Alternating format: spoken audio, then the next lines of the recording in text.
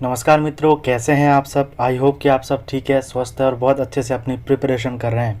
तो आज हम CU/CET की प्रिपरेशन की सीरीज़ में वेदांग साहित्य के बारे में जानेंगे। तो चलिए आज के इस वीडियो को स्टार्ट करते हैं। तो वेदांग का अर्थ है वेदस्य अंगानी, अर्थात वेदों का अंग। अंग का तात्पर्य है वे उपकारक तत्व जिनसे वस्तु के स्वरूप का बोध होता है। कहा भी गया है कि अंग्यन्ते ज्ञायन्ते एविरिति अंज्ञानी, अर्थात जिससे वस्तु के स्वरूप का बोध हो वो अंग कहलाता है। ठीक है, तो जिससे वेद के स्वरूप के बारे में पता चले उसे हम वेदांग कहते हैं। इसके बाद वेदांग 6 हैं, वो 6 वेदांग है शिक्षा, व्याकरण, छंद, निरुक्त, कल्प, ज्योतिष। तो इससे रिलेटेड एक श्लोक है, शिक्षा व्याकरणम छंदो निरुक्तम ज्योतिषम तथा कल्पश्चेति षडंगानि वेदस्याहुर्मनीषिणः। इसके बाद जो पाणिनीय शिक्षा है उसमें भी इन 6 वेदांग को वेद पुरुष के 6 अंगों के रूप में वर्णन किया गया है। जैसे छंदः पादौ तु वेदस्य, हस्तौ कल्पो अथ पठ्यते, ज्योतिषां यनं चक्षु निरुक्तं श्रोत्रम् उच्यते, शिक्षा घ्राणं तु वेदस्य, मुखं व्याकरणं स्मृतं, तस्मात् सांगम अधीत्येव ब्रह्मलोके महीयते। ये पाणिनीय शिक्षा का 41 और 42 श्लोक है। अर्थात छंदः पादौ तु वेदस्य, छंद को वेद का पैर कहा गया है। हस्तौ कल्पो तो पठ्यते, कल्प को हस्त कहा गया है। ज्योतिष को चक्षु, निरुक्त को श्रोत्र, शिक्षा घ्राण और व्याकरण मुख। इस प्रकार से जो 6 वेदांग है उसको वेद पुरुष के 6 अंगों के रूप में बताया गया है। और उसके बाद ये मैं पिछले वीडियो में भी बताया था, अगर आपने वो वीडियो नहीं देखा है तो देख लेना, कि जो वेदांगों का सर्वप्रथम उल्लेख है वो है मुंडक उपनिषद में। किसमें? अपरा विद्या के अंतर्गत। जो मुंडक उपनिषद में है पराविद्या और अपराविद्या, तो अपराविद्या का जब वर्णन करते हैं तत्र अपरा ऋग्वेदो यजुर्वेदो सामवेदो अथर्ववेदः शिक्षा कल्पो व्याकरणम निरुक्तम छंदो ज्योतिषम इति। तो ये जो है इस प्रकार से, ठीक है, अपराविद्या के अंतर्गत मुंडक उपनिषद में वेदांग का सर्वप्रथम हमें उल्लेख प्राप्त होता है। वेरी वेरी इंपॉर्टेंट है, पिछले बार भी पूछा गया था, याद कर लेना। ठीक है, इसके बाद जो वेदांग है वह सूत्र शैली में लिखे गए हैं। तो चलिए अब हम 6 वेदांगों के बारे में जानते हैं। तो सबसे पहला है शिक्षा। तो शिक्षा का अर्थ है वर्णोच्चारण की शिक्षा देना। ठीक है, शिक्षा का अर्थ है वर्ण उच्चारण की शिक्षा देना।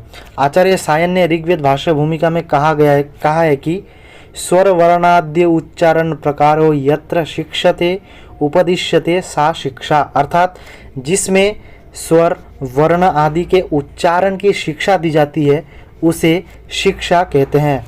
ये कौन कहते हैं? सायन। ठीक है, कहाँ? ऋग्वेद भाष्य भूमिका में। उसके बाद जो तैत्तरीय उपनिषद है उसमें शिक्षा के 6 अंग बताए गए हैं। वो क्या क्या है? वर्ण, स्वर, मात्रा, बल, साम और संतान। क्या क्या है? वर्णः, स्वरः, मात्रा, बलम, साम, संतानः इत्युक्तः शिक्षाध्यायः, अर्थात शिक्षा के 6 अंग। अब ये वर्ण स्वर क्या है इसको हम जरा सा देख लेते हैं। ठीक है, तो सबसे पहला है वर्ण। तो वर्ण किसे कहते हैं?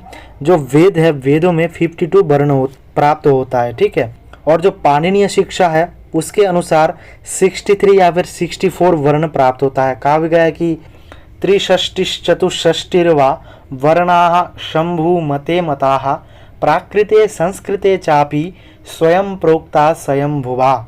तो इस प्रकार श्लोक के माध्यम से जो स्वर है पाणिनीय शिक्षा में 63 या और 64 बताया गया है। ठीक है, यहाँ पर लिखा भी हुआ है, आप लोग देख सकते हैं। इसके बाद जो स्वर है वह, इसके बाद है स्वर। जो स्वर है वो 3 प्रकार से हैं, एक है उदात, अनुदात और स्वरित। तो इस प्रकार से स्वर के 3 भेद है। ठीक है, उच्चैरुदात, नीचैरुनुदात, समाहारः स्वरितः। इसके बाद है मात्रा। तो स्वरों के उच्चारण में लगने वाले समय को मात्रा कहते हैं। क्या कहते हैं? जो स्वर उच्चारण करते हैं जैसे क, ख, ये जो उच्चारण करने का जो समय है इसको हम मात्रा कहते हैं। और ये 3 प्रकार का होता है, ह्रस्व, दीर्घ और प्लुत। ठीक है, और इससे रिलेटेड एक श्लोक भी है कि एकमात्रो भवेद ह्रस्व द्विमात्री दीर्घम उच्यते त्रिमात्रस्तु प्लुतो ज्ञेयो व्यंजनम चार्ध मात्रकम, अर्थात जो एक मात्रा है, अर्थात जिसका एक मात्रा उच्चारण में लगता है वो ह्रस्व कहलाता है, जिसमें दो मात्रा लगता है वो दीर्घ कहलाता है, त्रिमात्रा जो है वो उसका प्लुत उसको जानना चाहिए, और जो व्यंजन है वो अर्धमात्रकम होता है। इसके बाद है बल, वर्णों के उच्चारण में होने वाले प्रयत्न और उसके उच्चारण को बल कहते हैं। तो अगर आप लघु सिद्धांत कौमुदी के संज्ञा प्रकरण पढ़ेंगे तो जो प्रयत्न है वो दो प्रकार का होता है, एक है आभ्यंतर प्रयत्न, एक है बाह्य प्रयत्न, ठीक है। इसके बाद है साम, साम का अभिप्राय है समविधि से सुस्पष्ट एवं सुस्वर से उच्चारण करना। और इसके बाद है संतान, इसका मुख्य अर्थ है संहिता या पदपाठ में प्रयुक्त शब्दों में संधि नियमों को लगाना, ठीक है। इस प्रकार से जो तैत्तिरीय उपनिषद में शिक्षा के 6 अंग बताए गए थे, वर्ण, स्वर, मात्रा, बल, साम और संतान, वो इस प्रकार से हैं। इसके बाद हम कुछ प्रमुख शिक्षा ग्रंथों के बारे में जान लेते हैं। तो जो उपलब्ध शिक्षा ग्रंथ है वो 35 प्राप्त होता है, ठीक है। और जो प्रमुख है, एक है पाणिनीय शिक्षा जो हम बताएं, ठीक है, जो श्लोक कुछ देर पहले बोले, तो यह पाणिनीय शिक्षा, यह अत्यंत प्रसिद्ध शिक्षा ग्रंथ है, वैदिक और लौकिक दोनों के लिए प्रयुक्त है। और इसमें कुल 60 श्लोक हैं और इसमें वर्णों की संख्या, उच्चारण प्रक्रिया इत्यादि विषयों का प्रतिपादन किया गया है। भारद्वाज शिक्षा उतना इम्पोर्टेंट नहीं है। इसके बाद दूसरा है याज्ञवल्क्य शिक्षा, ये थोड़ा सा इम्पोर्टेंट है, यह है याज्ञवल्क्य शिक्षा, ठीक है। तो इसमें 232 श्लोक है और इसमें वैदिक स्वरों का विवेचन है। इसके अतिरिक्त भी वर्णों को भेद, स्वरूप, ठीक है, परस्पर साम्य, वैषम्य, लोप, आगम, विकार, प्रकृति भाव इत्यादि का जो है याज्ञवल्क्य शिक्षा में वर्णन प्राप्त होता है। इसके बाद है नारदीय शिक्षा, यह सामवेद से संबंध रखता है। और एक प्राप्त होता है मांडुकी शिक्षा, ठीक है, ये पूछा जा सकता है। मांडुकी शिक्षा ये है अथर्ववेद से रिलेटेड, अथर्ववेद का शिक्षा है मांडुकी शिक्षा, ये याद रखना। इसके बाद हम बात करते हैं व्याकरण के बारे में, ठीक है। तो व्याकरण का जो उत्पत्ति है वो है व्याक्रियन्ते विविच्यन्ते शब्दः अनेनिति व्याकरणम, अर्थात जिस शास्त्र के द्वारा प्रकृति प्रत्यय का विवेचन किया जाता है उसे हम व्याकरण कहते हैं, ठीक है। और व्याकरण के विवेचन के 2 भागों में बांटा गया है, एक है लौकिक व्याकरण या फिर संस्कृत व्याकरण और दूसरा है वैदिक व्याकरण। और जो संस्कृत में पाणिनि आदि आचार्य और जो महाभाष्य पतंजलि का है ये हमारा आएगा लौकिक व्याकरण या फिर संस्कृत व्याकरण, और जो प्रातिशाखी इत्यादि जो आपका ग्रंथ है वो वैदिक व्याकरण के अंतर्गत आएगा। अब हम बात करते हैं कि व्याकरण का प्रयोजन क्या है, ठीक है। तो व्याकरण का प्रयोजन है रक्षा ऊह आगम लघु असंध्याः प्रयोजनम, अर्थात रक्षा, ऊह, आगम, लघु और असंध्या ये व्याकरण के 5 मुख्य प्रयोजन हैं, ठीक है। रक्षा अर्थात वेदों की रक्षा करना, ऐसे करके 5 यहाँ पर जो व्याकरण शास्त्र है उसका प्रयोजन बताया गया है। कहाँ पे? आपका महाभाष्य में, ठीक है। और इसके बाद हम कुछ प्रमुख व्याकरण ग्रंथों के बारे में जान लेते हैं। लौकिक व्याकरण, तो पहला है व्याकरण अगर हो संस्कृत में और उसमें पाणिनि का नाम हो, ऐसा कभी नहीं हो सकता, तो सबसे पहला है पाणिनि, ठीक है। तो इसकी जो पाणिनि का जो समय है वो 5वीं शती है। और आचार्य पाणिनि का अन्य नाम है दाक्षीपुत्र, शालातुर्य और आहिक। और इनका सुविख्यात ग्रंथ अष्टाध्यायी जिसमें 8 अध्याय है, अष्ट अध्यायी अर्थात 8 अध्याय वाला ग्रंथ अष्टाध्यायी, और इसमें सूत्रों की संख्या है 3997, ठीक है, अर्थात 3 सूत्र कम है 4000 में।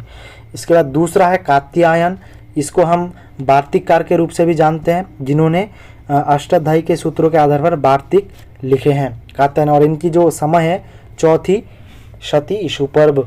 उसके बाद है पतंजलि, यह है 150 ईशु पूर्व। इनके अलग नाम है गोणिका पुत्र, इनकी जो माता का नाम है वो था गोणिका, इसलिए इसको गोणिका पुत्र। इसके बाद गोनर्दनीय भी कहता है, अहिपति और शेषाही के नाम से भी इनको जाना जाता है। और इनका प्रसिद्ध बृहदाकार महाभाष्य है, इन्होंने अष्टाध्यायी के ऊपर भाष्य लिखा जो कि महाभाष्य नाम से जाना जाता है, ठीक है। और इनको हम त्रिमुनि के नाम से भी जानते हैं, मुनित्रय, पाणिनि, कात्यायन, पतंजलि, ठीक है। और इसमें एक है कि यथोत्तरम मुनिनाम प्रामाण्यम, अर्थात अगर जैसे कोई पाणिनि पहले है, फिर उसके बाद कात्यायन और पतंजलि, और अगर इन तीनों में कोई बात है जो क्लैश करे एक दूसरे में, तो सबसे ज़्यादा जो प्रामाणिक माना जाएगा वो पतंजलि को माना जाएगा, क्योंकि यथोत्तरम मुनिनाम प्रामाण्यम, अर्थात जो उत्तर अर्थात जो बाद में हुए हैं वैसे मुनि ज़्यादा प्रामाणिक माने जाएंगे। ठीक है, इसके बाद है भर्तृहरि का समय है 340 ईस्वी के लगभग, और इन्होंने वाक्यपदियम रचा है। ठीक है, जिसमें ये जो वाक्यपदियम है ये ब्रह्मकांड, वाक्यकांड और पदकांड या प्रकीर्ण कांड से 3 कांड से विभक्त हैं, और ये उज्जैन के रहने वाले थे। ठीक है, इसके बाद है जयादित्य और वामन, इन दोनों ने अष्टाध्यायी की टीका काशिका लिखी है, अर्थात काशिकाकार कौन है, जयादित्य और वामन। यह अष्टाध्यायी की सर्वोत्तम टीका है। इसके बाद है कैयट, तो इनकी महाभाष्य पर टीका प्राप्त होती है प्रदीप नाम की। ठीक है, वामन जयादित्य अष्टाध्यायी के ऊपर टीका लिखे हैं, और जो कैयट है उन्होंने महाभाष्य के ऊपर टीका लिखे हैं, और ये कश्मीरी पंडित है।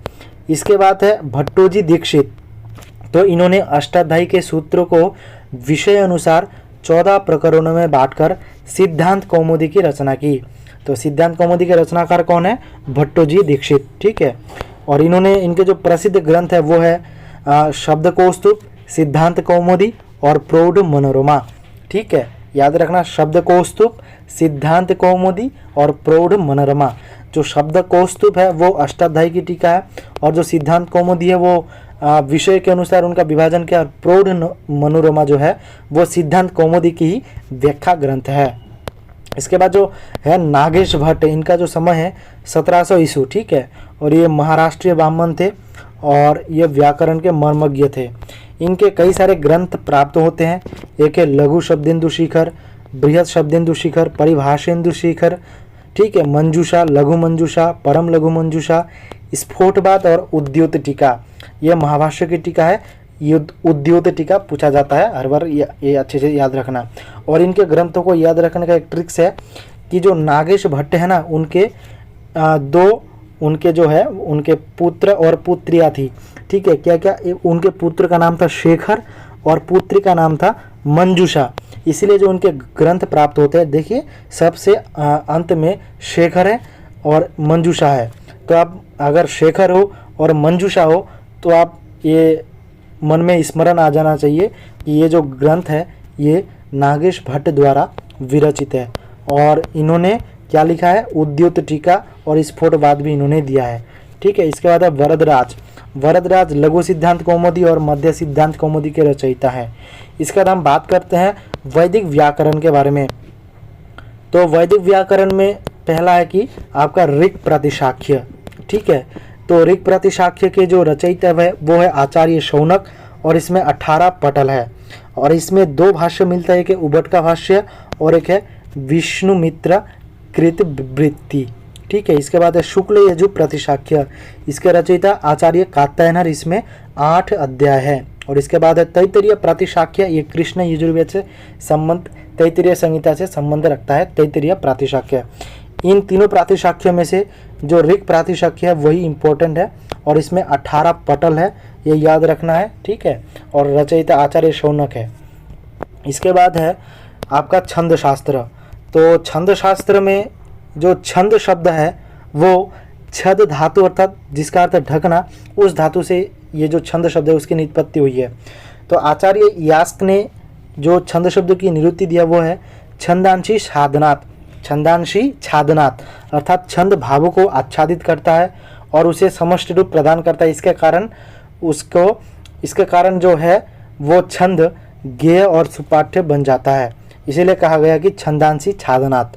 और आचार्य जो कात्यायन है उन्होंने सर्वानुक्रमणि में छंद का लक्षण दिया है, यदक्षर परिमाणम तत्छंदः, अर्थात जिसमें वर्णों या अक्षरों की संख्या निर्धारित हो, ठीक है, वो छंद कहलाता है।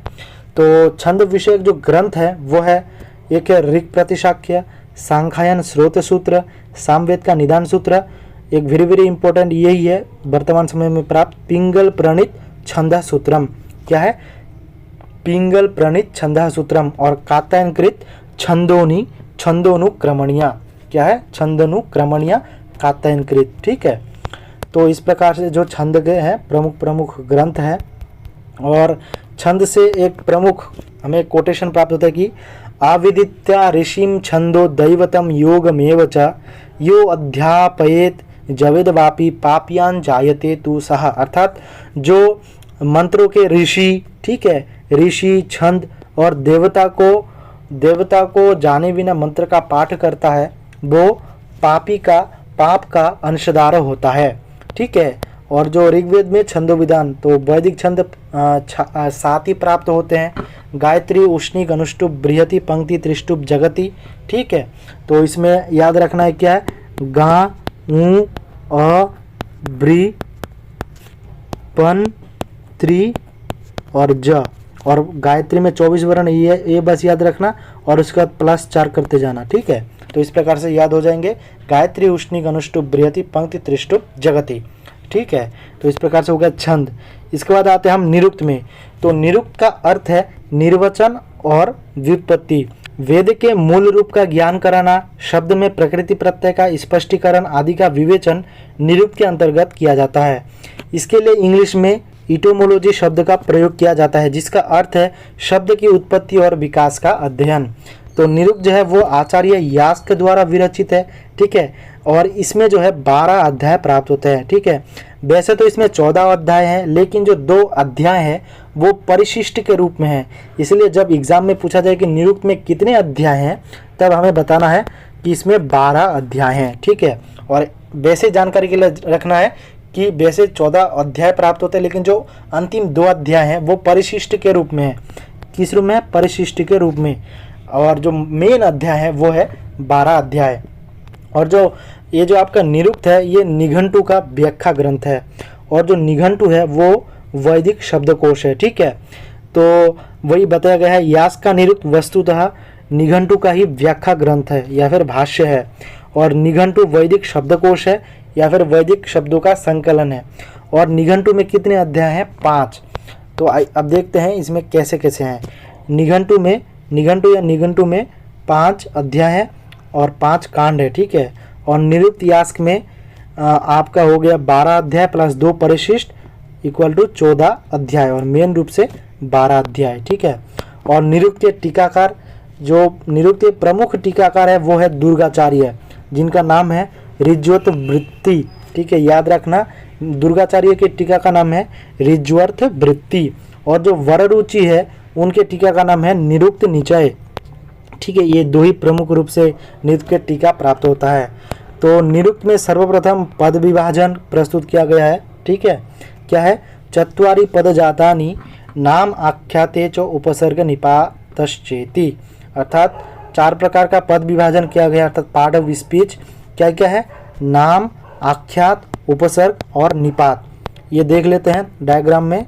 ये देखिए पद है यहाँ पर, ठीक है। एक है नाम, तो नाम किसे कहते हैं? सत्य प्रधानी नामानी, अर्थात द्रव्यो, सत्य अर्थात द्रव्य, द्रव्य से प्रधान नाम होता है, मतलब स्वरूप को जानना नाम है। उसके बाद है आख्यात, ठीक है। आख्यात यानी कि क्रिया, भाव प्रधानम आख्यातम। क्या है? भाव प्रधानम आख्यातम। और जो उपसर्ग है वो 22 है, और सबसे अंतिम में है निपात। और इसमें जो भाव है ना, भाव, ये जो भाव प्रधानम आख्यातम वो 6 प्रकार के हैं। षड भाव विकारः, वो किस प्रकार से हैं? जायते अस्ति विपरिमणते वर्धते अपक्षीयते विनश्यति। अर्थात पहला है जायते, दूसरा है अस्ति, जायते अर्थात उत्पन्न होता है, उसके बाद है अस्ति अर्थात है, विपरिमणते अर्थात परिवर्तन होता है, उसके बाद क्या है? वर्धते अर्थात बढ़ता है, फिर क्या है? बढ़ के एक स्टेज आता है अपक्षयते हुए कि क्षय होता है, और सबसे अंतिम में विनश्यति अर्थात नष्ट हो जाता है। तो इस प्रकार से षड भाव विकाराः, ये जो है वो वार्षायनी, आचार्य वार्षायनी के मत में है षड भाव विकार, ठीक है। इसके बाद है ज्योतिष। तो ज्योतिष जो है, ज्योतिष का अर्थ है ज्योतिर्विज्ञान, जिसमें नक्षत्रों आदि की गति या नक्षत्रों आदि की गति का विवेचन करने वाला शास्त्र ज्योतिष शास्त्र कहलाता है। वर्तमान में केवल जो महर्षि लगध है उनका ही एक ग्रंथ प्राप्त होता है, वेदांग ज्योतिष। तो वेदांग ज्योतिष को 2 प्रकार से विभाजित किया गया है, एक है आर्य ज्योतिष, एक है याजुष ज्योतिष। जो है आर्य वो है ऋग्वेद संबंधी, और याजुष अर्थात यजुर्वेद संबंधी ज्योतिष। और जो ऋग्वेद संबंधी ज्योतिष है उसमें 36 श्लोक है, और जो यजुर्वेद संबंधी श्लोक है और जो यजुर्वेद संबंधी ज्योतिष है उसमें 43 श्लोक हैं। और इस पर एक प्राचीन टीका सोमाकर की प्राप्त होती है। ज्योतिष शास्त्र के ऊपर एक प्राचीन टीका प्राप्त होती है, किनकी? सोमाकर की। ठीक है, और इसके बाद है हमारा अंतिम, वो है कल्प। तो आचार्य सायन ने कल्प का अर्थ दिया है जिन ग्रंथों में यज्ञ संबंधी विधियों का समर्थन या प्रतिपादन किया गया है उन्हें कल्प कहते हैं। अर्थात जिन ग्रंथों में यज्ञ संबंधी विधियों का समर्थन तथा प्रतिपादन किया गया है उन्हें कल्प कहते हैं। कल्प्यते समर्थ्यते याग प्रयोगो अत्र इति व्युत्पत्तेः, और ये आचार्य सायन ने दिया है। जो कल्प सूत्र है उनके 4 भेद प्राप्त होते हैं, स्रोत सूत्र, गृह सूत्र, धर्म सूत्र और शुल्ब सूत्र। तो सबसे पहला हम देख लेते हैं स्रोत सूत्र। ठीक है, तो स्रोत का अर्थ है श्रुति। ठीक है, अर्थात श्रुति प्रतिपादित अर्थात वेदों में वर्णित, अर्थात श्रुति शब्द स्रोत से बना है। और स्रोत सूत्र में वेदों में वर्णित बड़े बड़े यज्ञ याग इष्टियों का विस्तृत विवेचन और वर्णन है। इन विशिष्ट यागों में प्रमुख दर्श पूर्णमास, सोमयाग, वाजपेय, राजसूय, अश्वमेध, श्रोत्रमणि आदि, अर्थात मोटा मोटा रूप से जिसमें यज्ञ का वर्णन हो वो स्रोत सूत्र है। ठीक है, अर्थात स्रोत सूत्र में प्रमुख रूप से बड़े बड़े याग यज्ञों का वर्णन है। दूसरा है गृह सूत्र, अर्थात गृह, जैसा कि नाम से पता लग जाता है कि गृह अर्थात संसार से रिलेटेड, अर्थात गृहस्थ से संबंधित। इसमें 16 संस्कार, 5 महायज्ञ, 7 पाक यज्ञ, गृह निर्माण, गृह प्रवेश, पशुपालन, कृषि कर्म इत्यादि और संबंध यज्ञों का विधियों का वर्णन किया गया। अर्थात गृह सूत्र अर्थात आपका 16 संस्कार, 5 महायज्ञ जो गृह से संबंधित है उन विधियों का विवेचन गृह सूत्र में किया गया है। उसके बाद है धर्म सूत्र। जैसा कि धर्म सूत्र नाम से है, धर्म अर्थात इसमें आचार संहिता से संबंधित इसमें जो वर्णन है वो प्राप्त होता है, और ये स्मृतियों के पूर्व रूप है। और इसमें वर्णाश्रम के कर्तव्यों, आचार विचार और सामाजिक जीवन का कर्तव्य अकर्तव्यों का विशद वर्णन प्राप्त होता है। ठीक है, धर्म यानी कि वही क्या करना है, क्या क्या किम करणीयम किम ना करणीयम इति विषय की जो चर्चा है वो हम धर्म सूत्र में प्राप्त होता है। और सबसे आखिर में है शुल्ब सूत्र। ठीक है, शुल्ब सूत्र में क्या है? गणित शास्त्रीय वैज्ञानिक तथ्य, अर्थात ज्यामिति, हम जो ज्यामिति पढ़ते हैं, ठीक है, जियोमेट्री पढ़ते हैं, ठीक है, वो उसका जो वर्णन है वो शुल्ब सूत्र में प्राप्त होता है। अर्थात ये थोड़ा सा हटके हैं, इसमें से प्रश्न पूछता है कि गणित शास्त्रीय वैज्ञानिक जो वो विषय है वो कहाँ प्राप्त होता है? वो शुल्ब सूत्र में प्राप्त होता है।